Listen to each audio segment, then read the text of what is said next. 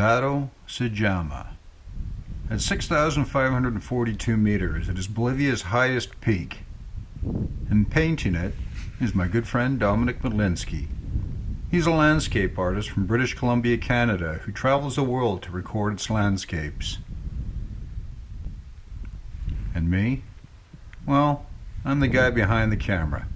My name is Scott Wilson, and we're in Bolivia for 6 weeks, and we'd like to invite you along on a little trip to explain what it is that Dominic does. This is Painting Journeys Bolivia.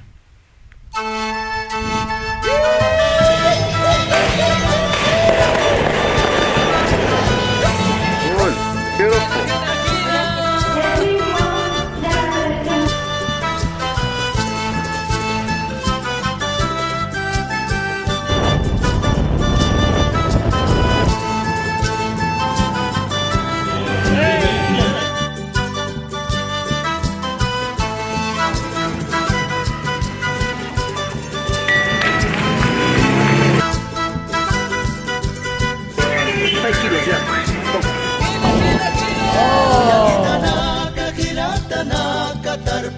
Santa Sinyani Uya gitana kahilatana katarpanya Santa Sinyani Tanada kasa harba sindi Iwasay marmarka Santa Tanada kasa harba sindi Iwasay marmarka Santa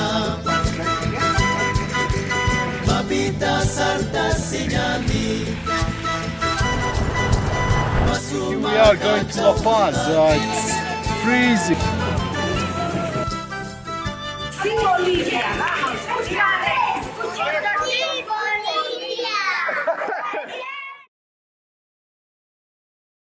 All right, here we are in the beautiful Bolivian town of Coroco. It's about a 3-hour drive from La Paz.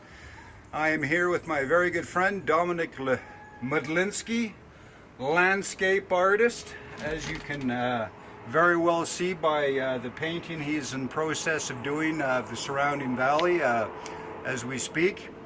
And we've actually just had a few days on the road. It's been kind of strenuous, so we're decompressing here, and we figured it'd be a good time for a little one-on-one interview with the artist in residence, Mr. Madlinsky. What it takes. What it takes to be an artist. Okay, Dominic. Okay, first off, just a couple things. Like, I've known Dominic for about, 15 years? Yep. 15 years. We have many similar personality traits, which I guess is one of the reasons why we haven't killed each other yet on this trip. But it's been good. He's a very good friend, and I've always known that he's been a landscape artist. I've never really understood until this trip what it takes to do what he does. I always suppose that, you know, you take a couple pictures and you go back to the studio and you do a painting and away you go. Little did I know.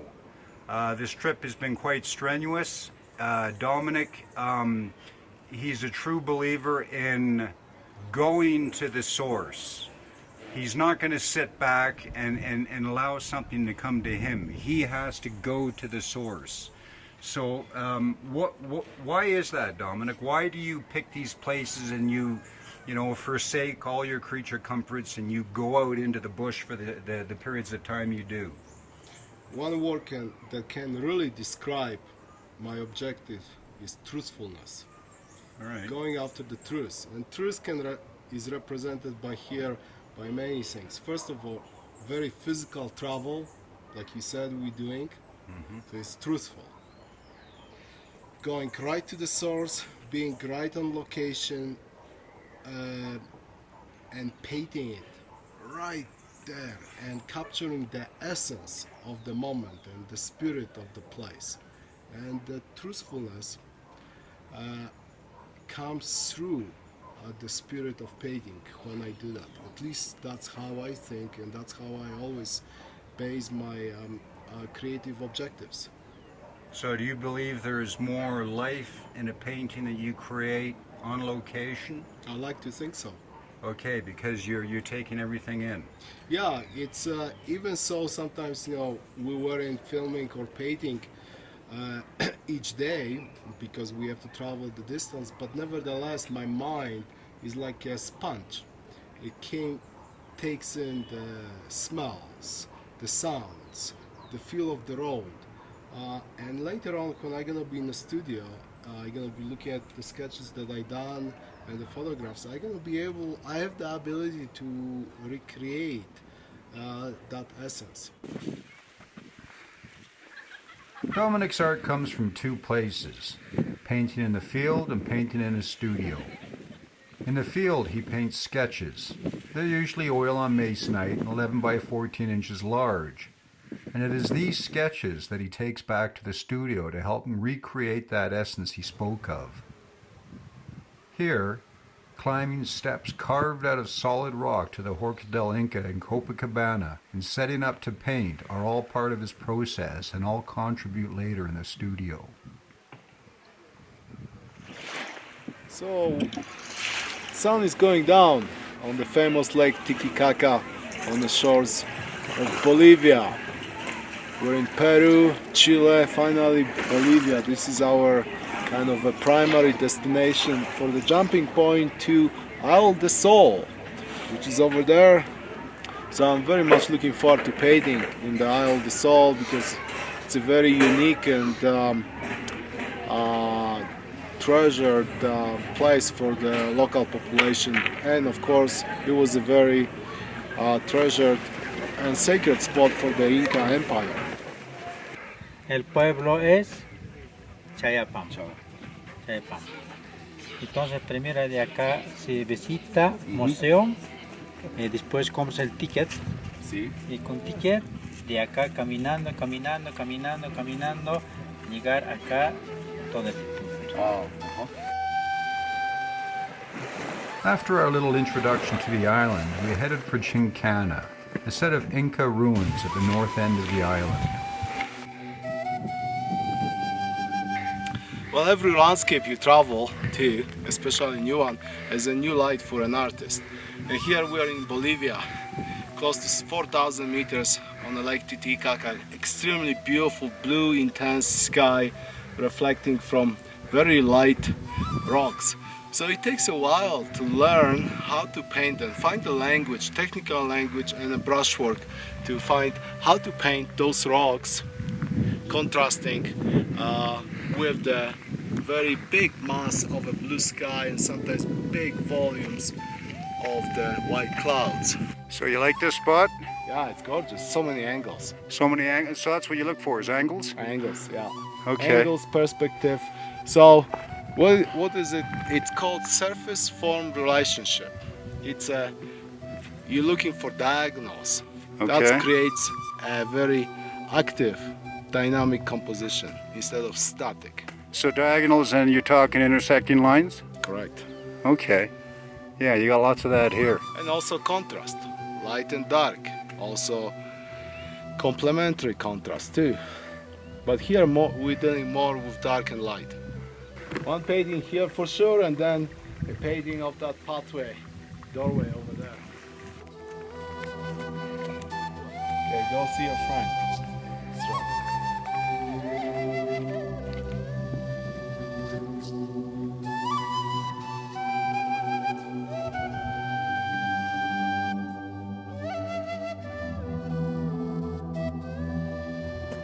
The next day we rose to glorious sunshine and hiked to Umani on the south end of the island and the Temple del Sol, another set of Inca ruins.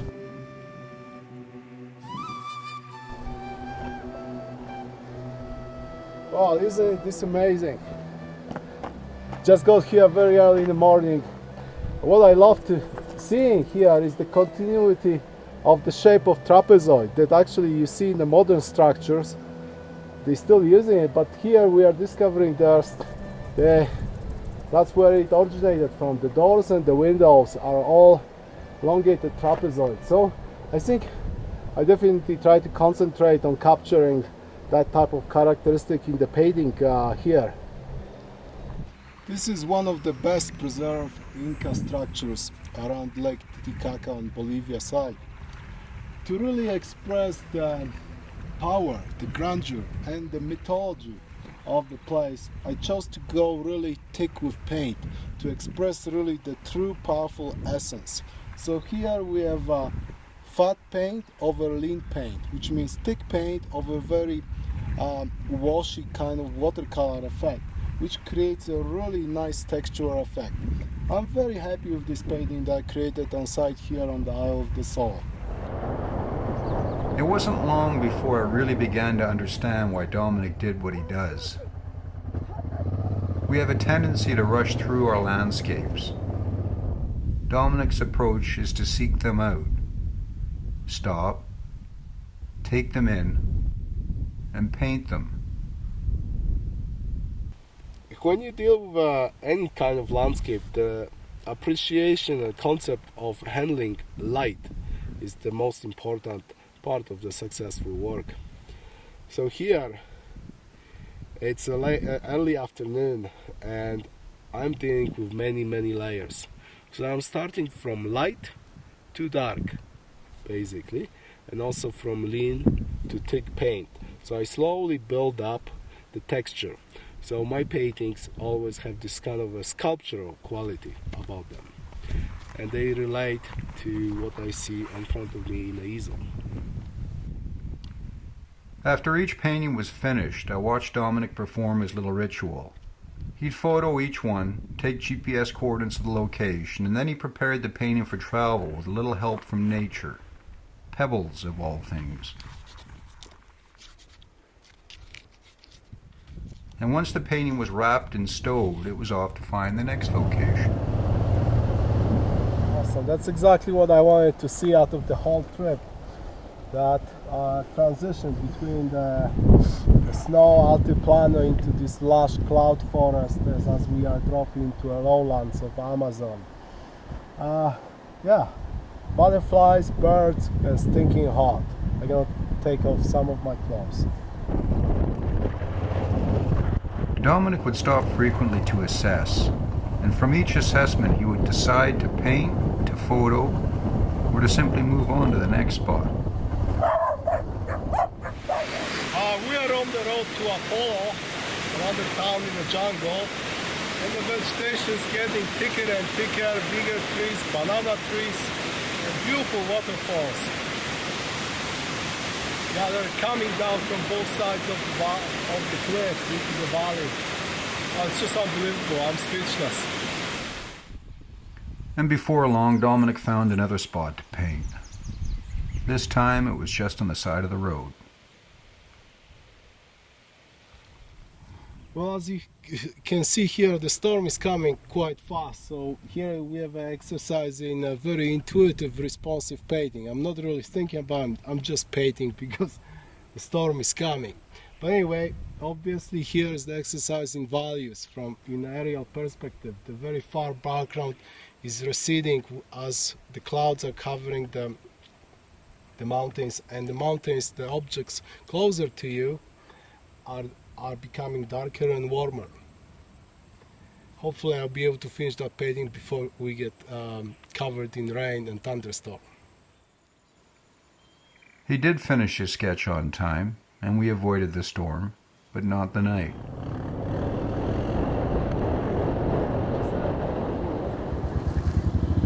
We're in this little town called Apollo, and we're supposed to be heading to another town, except we had a little problem. There is no road. Okay, we have a National Geographic map which says there's a road, but Well, the National Geographic is all about adventure and exploration, and the road shows gravel, but it does not exist. It's in a projection.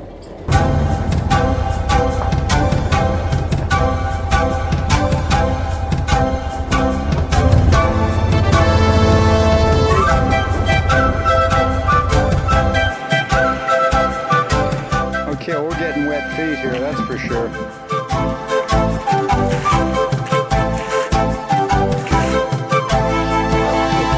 Here we go.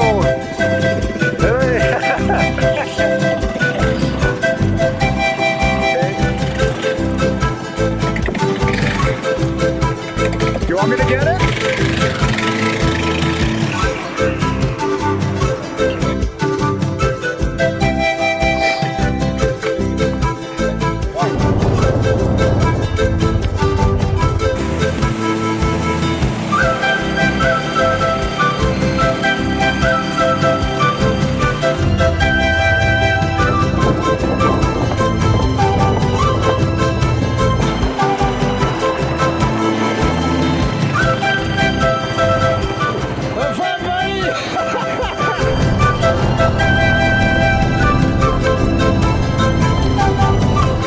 What do you say, Mr. Modlinski? Last river crossing today.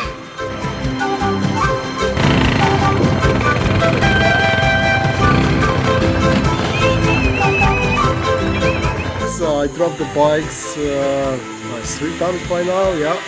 2 on the ferries, that's all good. And we got to some kind of a Catholic hostel. They're looking for a room, but looks so far the cleanest looking hotel. I will see how it is inside.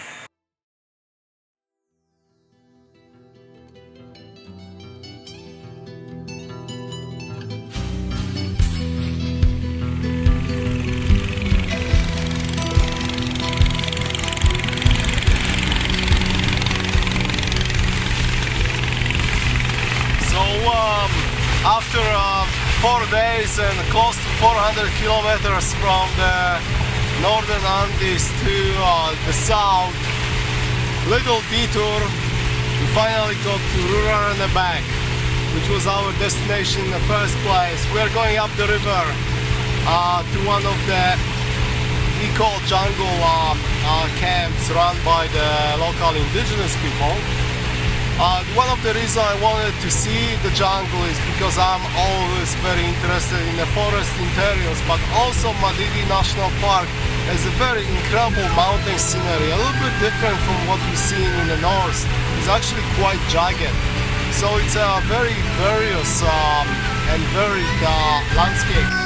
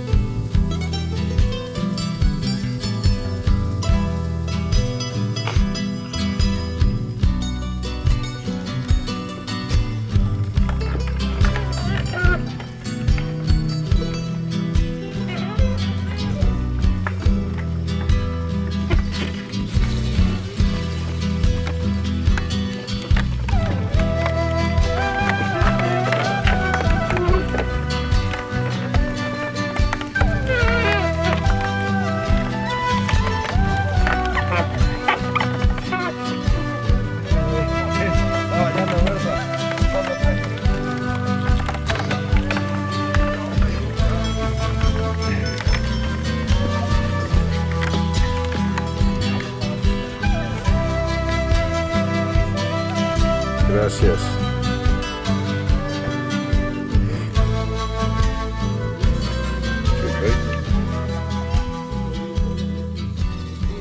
Example, this is a leaf.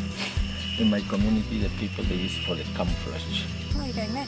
And that's gonna be tournament. Yeah. We look like a big beetroot. Yeah. The color they last for 1 year. Right, come here then. Wow, what's a beautiful color. On this trip into the Madidi National Park, I didn't take my paints because we are using guides and there's not enough time to set up for paint. But it is an amazing opportunity to get reference material. And for me, reference material are so important also, just as the sketches on site. Because I paint on site for so many years, photographs give me a very good source of material, but it's just a source. On this I build up my own individual brush stroke, my individual color harmonies, and I hope through this trip into the Nomadic National Park I will get some good reference material for the forest interior, but also of the shorelines and the mountains of this national park.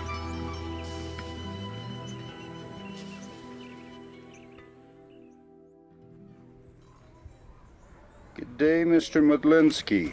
Good day, Mr. Wilson. How are you today? Well, tired, but good, in a good mood. We got to Coroco,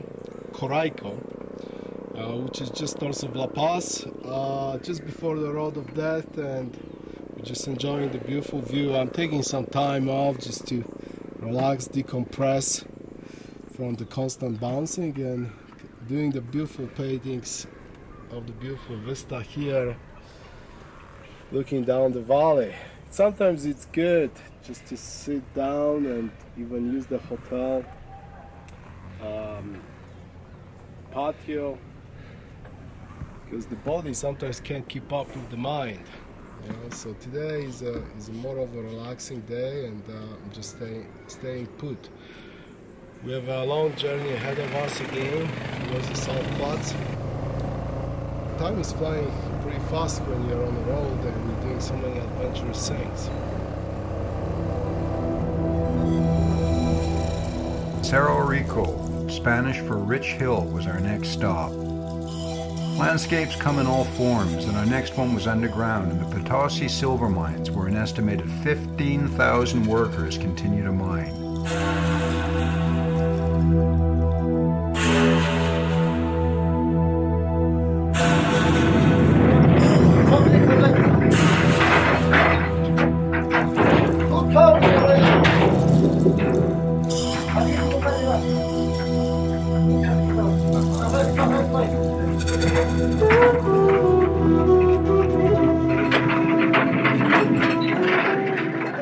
The miners, now working in cooperatives, have more control over their days, but it remains a very dangerous profession with an average life expectancy of 45 years.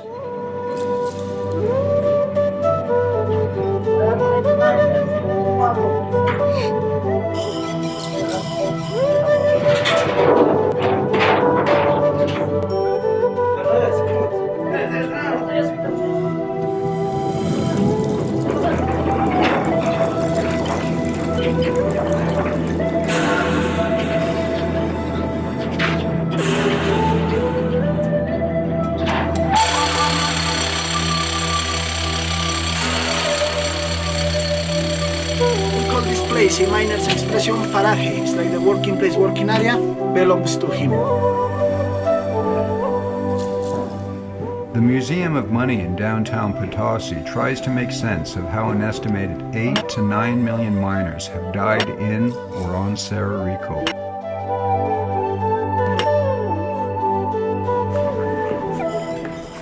It's a fascinating museum and is housed in the old mint. Were like this, 20 or 25 centimeters in length, 4 to 5 centimeters in wide, and 15 millimeters in thick, for flattened between these rollers thin, and to get this thickness. Flattened, cut by scissors and blanks, and then these blanks were made by hammer. That was the long meter processing Potosi, and in these machines were used only for products, not the stack. Like this, like the thick one. Yeah, after the pictures, let's go over there because it's almost full.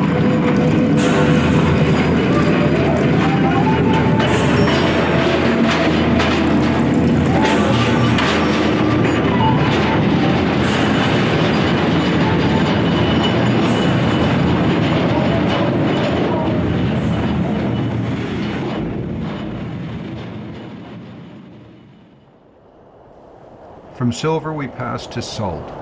The Salarduni are the world's largest salt flats and provided Dominic's next landscape.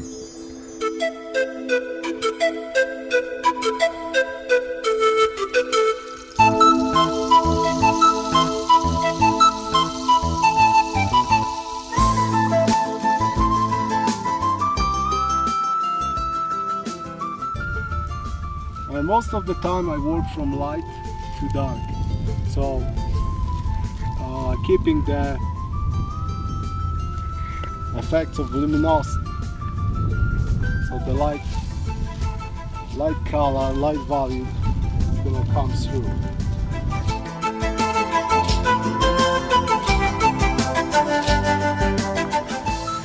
From Isla del Pescado, we hit the road. Well, more salt actually. We passed volcanoes, llamas, alpaca, and villages before stopping for the night in a hotel built from salt. Just about everything but the mattresses.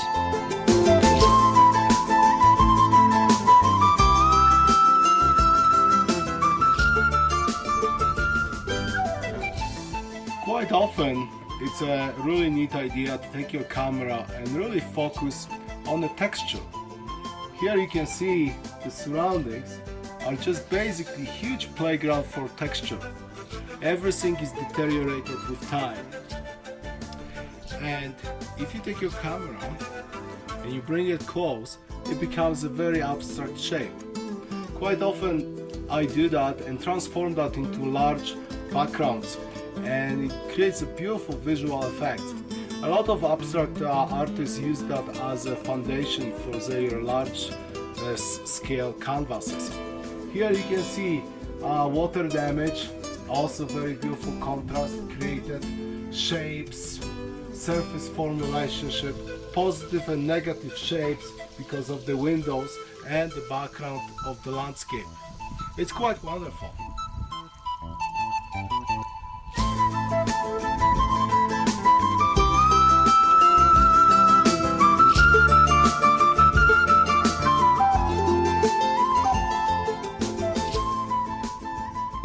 Yeah, sometimes I do very simple outlines of my subject matter that I paint. Sometimes I don't.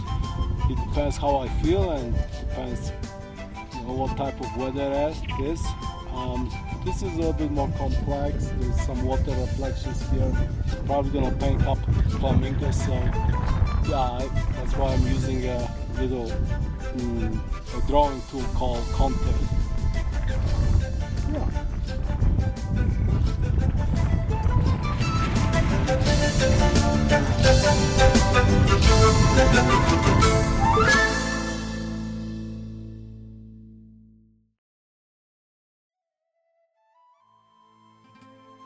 From the salt flats, we began our long journey home. But before we left for Canada, there was one final stop to make.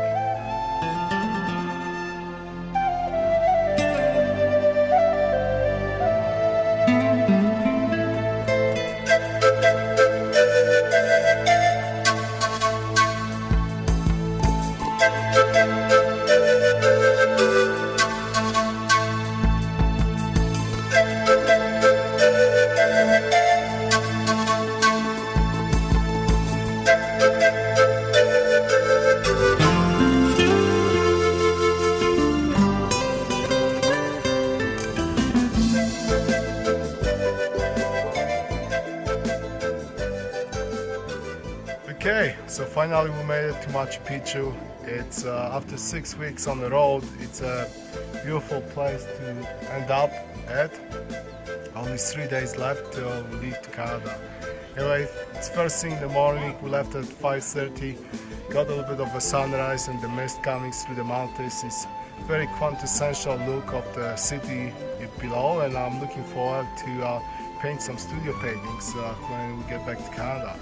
Anyway, we'll shoot more when we get down to the complex.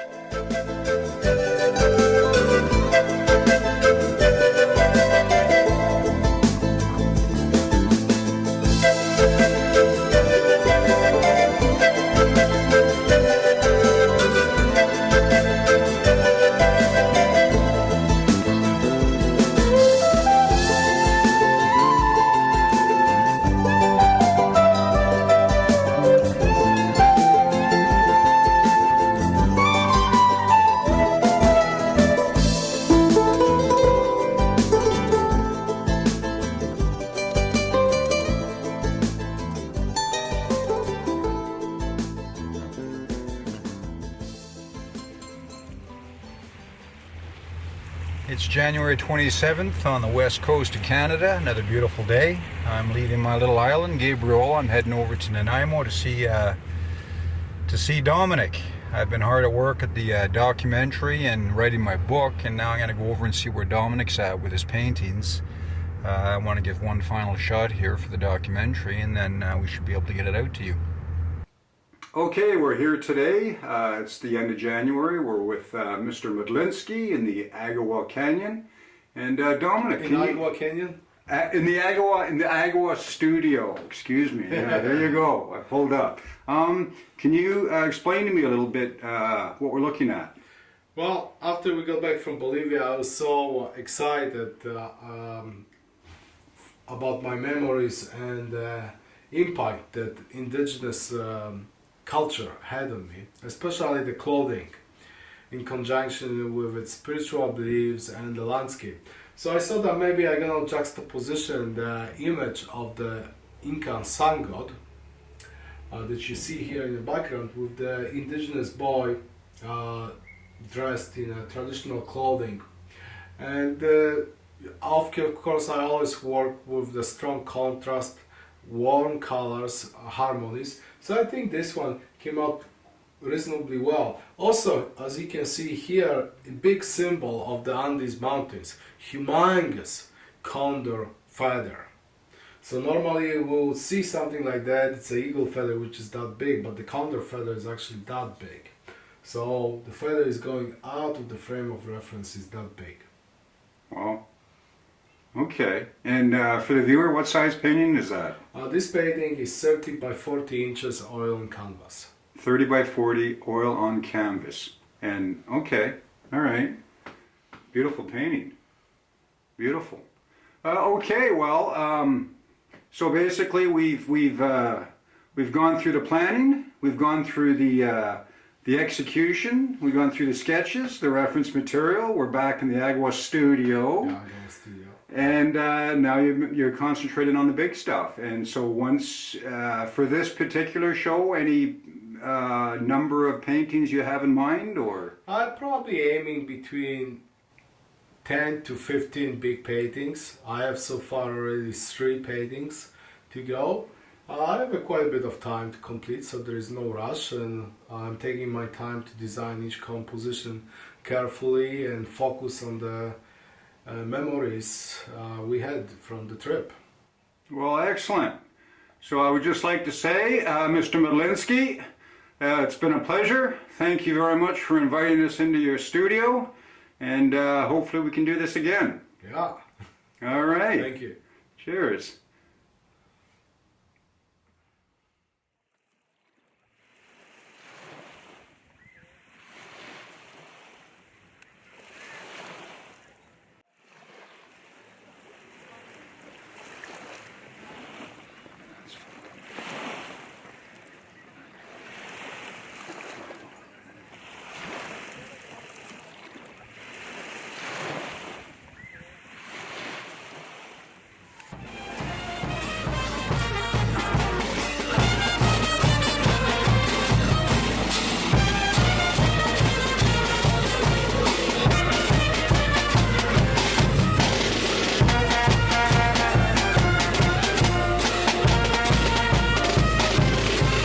Excellent, very good guy.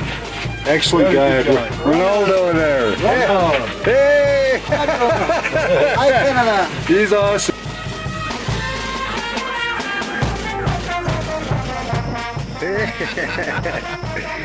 Yeah, good stuff. Last 20 kilometers near the border, they say it's already good. Well, maximum 5 gallons.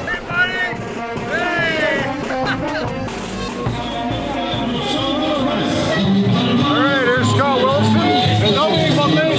We're reporting live from Bolivia for the presidential elections 2014. What are your thoughts there, Dominic? Well, in about 20 minutes we'll know who is the next president of the country of Bolivia.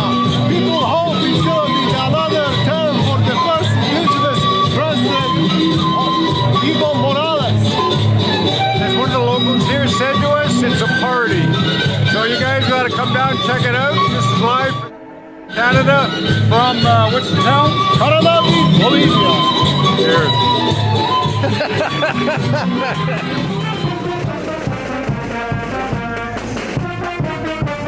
I've never seen anything like that, never. 20 years of my plein air painting. Hey Dominic, did you take your malaria pill today? It's a good concept. Okay.